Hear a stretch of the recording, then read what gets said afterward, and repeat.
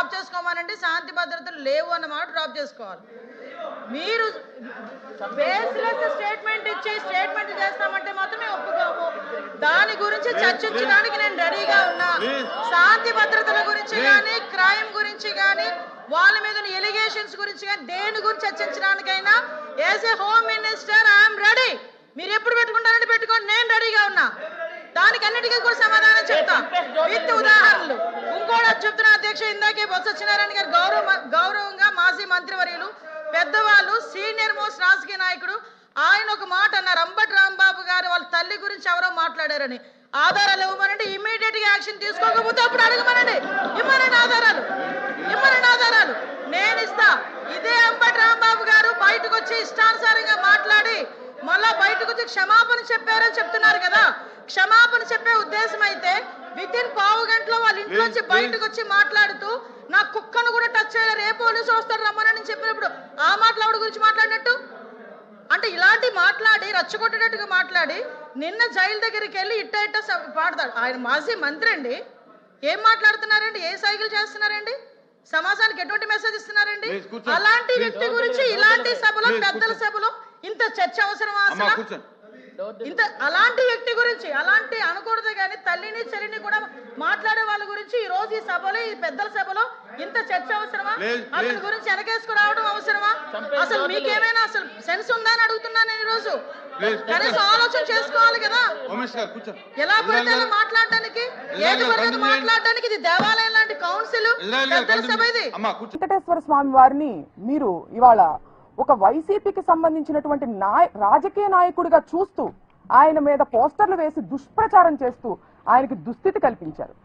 ఈ పాపాన్ని అంబటి రాంబాబు గారు ప్రశ్నిస్తూ ప్రజల్లోకి తీసుకెళ్తుంటే దాన్ని డైవర్ట్ చేసేదానికి ఇవాళ ఆయన్ని రెచ్చగొట్టి ఆయన మీద దాడులు చేసి, ఆయన ఇంటికి సంబంధించినటువంటి మహిళలమైన మా మీద దాడి చేసి, ఆయన్ని అరెస్ట్ చేసి 36 అక్రమ కేసులు ఇవాళ ఆయన మీద బనాయించి పీటీ వారెంట్లు వేస్తూ ఆయన్ని ఇబ్బంది పెట్టే ప్రయత్నం చేస్తున్నప్పటికీ నా ఆత్మస్థైర్యం నేను కోల్పోలేదు, న్యాయం మీద నాకు నమ్మకం ఉంది అని చెప్పి పార్టీని ఉత్సాహపరిచే, పార్టీ శ్రేణులను, అభిమానులను ఉత్సాహపరిచేటువంటి ప్రయత్నంలో భాగంగానే ఆ సైగలు చేశారు తప్పితే ఎదుటి వారి ఇంటి మీద దాడులు చేయమని సైగలు చేయలేదని కూడా ఇవాళ నేను గుర్తు చేస్తున్నాను.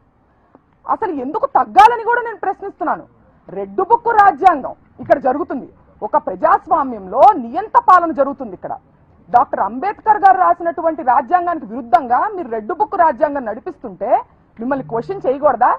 మళ్ళీ ఒకసారి స్పష్టం చేస్తున్నాను, మీ అక్రమానికి, మీ దౌర్జన్యానికి తగ్గేదే లేదు.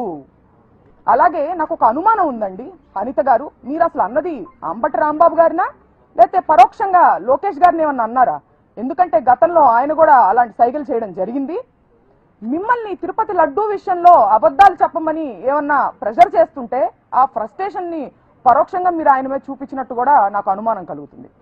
అలాగే ఈ సందర్భంలో మీరు అమ్మ, గతంలో అమ్మ అనేటువంటి పదంలో కూడా ఎంత భూతర్థం తీసి మాట్లాడొచ్చు, ఎంత అశ్లీలంగా మాట్లాడొచ్చు అని చెప్పి మీరు ప్రపంచానికి తెలియజేశారు. చూసారా? ఆ ఘనత మీకు మాత్రమే చెందుతుందని కూడా నేను చెప్తున్నాను.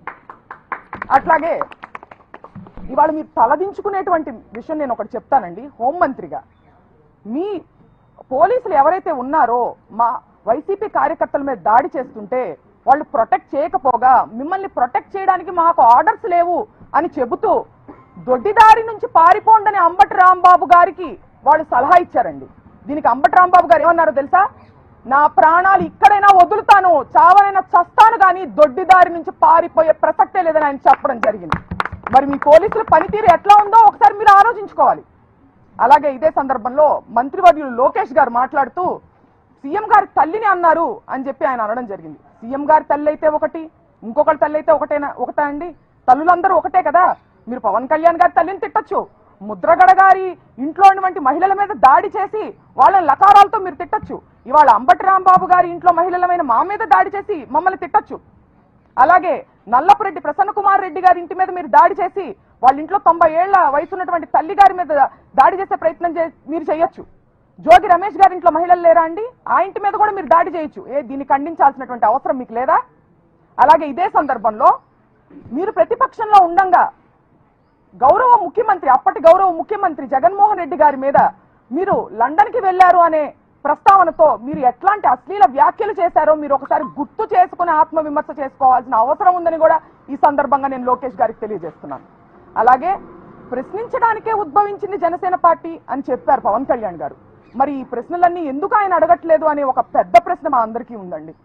దయచేసి మీరు వీటన్నిటిని ఖండిస్తూ వాళ్ళని ప్రశ్నించాలని కూడా నేను కోరుకుంటున్నాను. ఎవిడెన్స్ ఏమన్నా లేడీ దగ్గర మాకు ఇస్తే మేము చర్యలు తీసుకుంటామని సభలో హోంమంత్రి చెప్తున్నారు. అంటే ఆమె తెలియదు అంటారా రాంబాబు గారు? అంటే ఎంత దురదృష్టం అంటే అండి, ఇవాళ ఆవిడ మహిళ ఒక హోమ్ మినిస్టర్, ఒక రాష్ట్రానికి సంబంధించిన హోమ్ మినిస్టర్ అనేది ఆవిడ మర్చిపోయారు. కేవలం ఒక టీడీపీకి సంబంధించినటువంటి కార్యకర్తగానే ఆవిడ స్పందిస్తున్నారు. ఇరుపక్షాల ఉన్నటువంటి తప్పుల్ని ఖండించాలి వివక్ష లేకుండా అనేది ఆవిడ బాధ్యత కాదా? ఇటు పక్కన వాళ్ళ గ్రంథాలయం చైర్మన్ వందన గారు చేసినటువంటి వ్యాఖ్యలు ఆవిడకి చేరలేదా? అవి రెచ్చగొట్టేటివి కాదా? గల్లా మాధవి గారు తరువాత రోజు దాడి జరిగి అరెస్టు జరిగిన తరువాత రోజు కూడా ప్రత్యక్ష ప్రసారంలో కూర్చుని ఆవిడ మమ్మల్ని బెదిరిస్తూ రెచ్చగొట్టేటువంటి వ్యాఖ్యలు ఖండించాల్సినటువంటి బాధ్యత హోమ్ మినిస్టర్ గా ఆవిడకి లేదా అని సందర్భంగా నేను ప్రశ్నిస్తున్నాను. మీ డాడీ కేసు ఒక ఫిర్యాదు ఇచ్చారు దాదాపు 25 మంది మీద. ఎంతమంది మీద అరెస్ట్ చేసి ఉంటారు, ఎంతమంది మీద కేసు ఎఫ్ఐఆర్ రిజిస్టర్ చేసి ఉంటారు? హోంమంత్రి మీరు ఏమైనా ప్రశ్నించారు? ఏమండి, దాడి చేసినటువంటి వాళ్ళని అదే మాటలు మాట్లాడి రెచ్చగొట్టినటువంటి వాళ్ళ మీదేమో స్టేషన్ బెయిలిచ్చి పంపించేశారు. ఈయనేమో దాడి విక్టిమ్ నేమో తీసుకెళ్లి సెంట్రల్ జైల్లో పెట్టడం జరిగింది. ఎటువంటి యాక్షన్ తీసుకున్నారో మీరు చూడొచ్చు కదా, అక్కడ తెలుస్తుంది కదా.